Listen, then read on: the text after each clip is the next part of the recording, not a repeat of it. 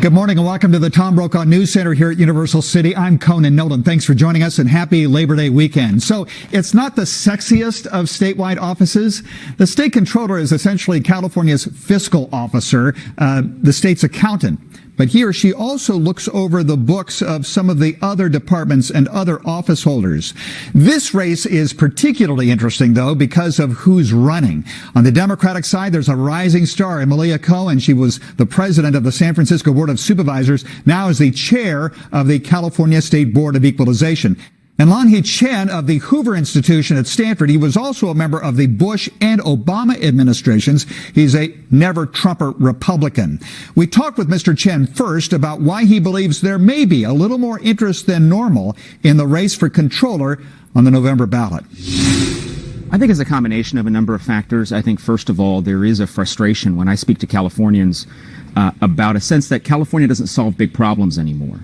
And if you look at the massive amounts of money the state spends, it's not for a lack of trying or lack of resource to address those issues. And I think the frustration around issues like homelessness, public safety, the state of our public schools, these sorts of issues, I think, are really bubbling to the surface at a time when we're seeing a massive economic disruption, whether it's because of inflation, forcing gas prices and prices for things like milk and everyday necessities higher, the economy also slowing as we head toward a potential recession. I think it's the combination of that frustration with a failure to solve problems with the reality that we are in some very seriously challenging economic times. I think the combination of those factors makes a race like mine for the state's chief financial officer, which is what the controller is, particularly interesting to people because I think they want someone to go to Sacramento and actually speak for taxpayers. We haven't had that in a long time. And so I think that's why there's such interest in the race that we have before us and in my candidacy for this office. This is not a policy office. Here's the reality of it. The controller exists as a watchdog.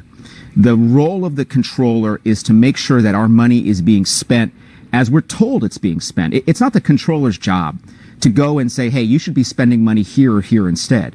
It's the controller's job to say, once the money has been spent, was it spent the right way? Was it spent in accordance with what our expectations were? And I think that accountability, that desire to really make sure that questions are answered, it's very difficult for people in the same political party to do that. Particularly in California, what we've seen for so long is this one-party monopoly. And I think, unfortunately, that has meant outcomes that simply are not as good as possible for our state. So, yes, I think the LA Times argued that the controller should be as independent from the party in power as possible. And I completely agree with that. And by the way, a lot of Californians I speak to agree with that as well. What is it about your background that you bring to the job? The controller needs to, first of all, understand fiscal policy and the fiscal backdrop. And I've spent my life really studying a lot of these problems, really working on problems at the state and federal level. You know, I helped oversee the Social Security program for several years in Washington. I was responsible for programs to make healthcare more affordable. So I understand the fiscal policy side of this. I also understand, though, that the controller has responsibility in some ways for making sure that we have a strong economic climate as well, because we have accountability for our tax dollars.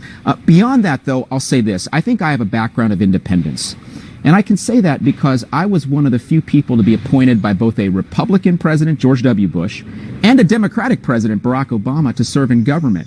And I have friends across the aisle. We've gotten endorsements in my campaign from independents. We're going to have endorsements from Democrats coming as well. And I think that ability to work across partisan lines, the ability to be that sort of scorekeeper, I think is hugely important for this job. And I think I've got a background that demonstrates that. Right. But remember, you're part of a party that is governed to a large degree by the 45th President of the United States, a guy who's not very popular in California. And so you were dogged by questions whether or not you believe the 2020 election was fair, equitable, and that Joe Biden's president. Oh, there's no question in my mind Joe Biden's president. The election was fairly decided. I didn't vote for Donald Trump in 2016 or 2020. And I've stated that, you know, I'd like the Republican Party to move on in 2024. In fact, a number of people who I know well are thinking about running for the presidency. And it's going to be an exciting campaign when it comes. But listen, we have to move beyond the former president if we're going to solve problems in the state. From day one, I have said that my campaign is about protecting taxpayers in California and really focusing in on California issues. There's a number of things, Conan, we can talk about, that are interesting for people and that are subject matter of political discussions on news programs, but that's not my focus. Are there certain examples of where the Comptroller's Office should have taken an active role in looking for malfeasance in office, but didn't? No question. Let me give you two. One is the Employment Development Department, or EDD scandal, the $20 billion in unemployment insurance benefits that went out the door to fraudsters, some of whom are in Russia, some of whom are in China, some of whom are in state prison here in California. The Comptroller's Office responsibility is to make sure that stuff like this doesn't happen. And if it does happen, more importantly, to make sure it doesn't happen again. And so what we have seen after this EDD scandal came to light, $20 billion of our money, I like to remind people, $20 billion would pay to hire over 230,000 new teachers in our state. It is staggering when you think about the amount of fraud that we were subject to in this program. But more importantly than just blowing the whistle and saying this is happening, is saying how do we keep it from happening again? And the problem that we have in our state is we actually know what we need to do to fix this program to make sure it doesn't happen again, and it's not happening. And why isn't the controller calling out legislators and the governor and saying, hey, you guys need to fix this problem? So there's no question the EDD fraud is front and center in terms of issues that I would look to tackle as controller. But beyond that, I'll give you one other example. The Medi-Cal program in California, which serves many Californians with health care benefits, and this program's expanded significantly since 2010. But the problem is we still see significant challenges in those benefits actually getting to the people who need to get them. We have found in the recent past that there are tens of millions, if not hundreds of millions of dollars in improper payments in this program. We have providers that are essentially defrauding the system. And so we have to be better about making sure that programs that need to serve Californians actually serve them.